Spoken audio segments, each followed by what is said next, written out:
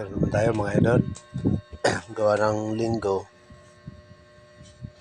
Wala tayong gawa. Magluluto ulit tayo ng galunggong. Sasabawan natin. Bali, pinrito ko na yan siya mga idol. Igigisa ko lang siya. Mantika, painitin muna natin siya. Bago natin ilagay yung sibuyas, kamatis mga idol.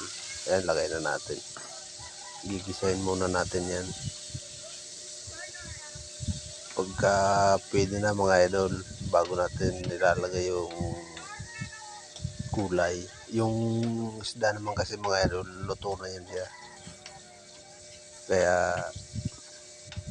gulay na uunahin natin. Ayan o. Gisa-gisahin lang natin yan mga idol.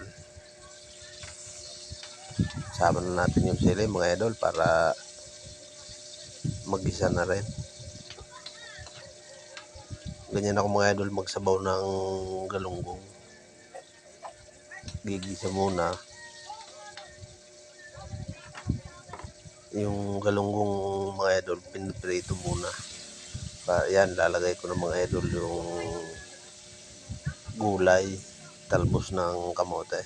Sarap yan mga idol. Pula para yung sabaw niya nagkukulay orange mga idol, nagpupula-pula yung sabaw niya. Pagkagisa-gisa mo yan mga idol, lalagyan na natin ng sabaw yan.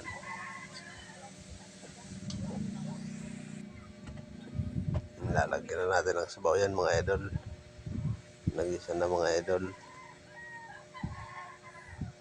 Mapaparami na naman ang kain nito mga idol. Ayan. Pag kumulo na siya mga idol,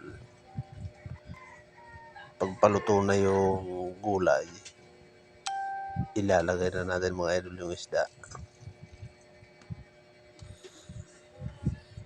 Ayan. Kung nagustuhan niyo po mga idol yung video natin, pa-like and share naman mga idol. Maraming salamat sa inyo mga idol. Lalagay na natin yung isda mga idol. Pangit naman kasi mga idol pag yung gulay lutong-luto, malata. Di ko gusto yun mga idol. Medyo hapok lang mga idol yung gulay. Ayan. Bago maluto mga idol, bago hanguin, lalagyan natin ng kalamansi yan. Yan, pipigaan na natin ng kalamansi yan. Ayan mga idol. Para maasim-asim. Sarap niyan mga idol. Ayan o, luto na yung gulay mga idol. Pwede na yan mga idol. Pwede na natin hanguin yan. Masarap yan mga idol. Ngayon lang tayo mga idol makakapagluto kasi linggo. Ayan.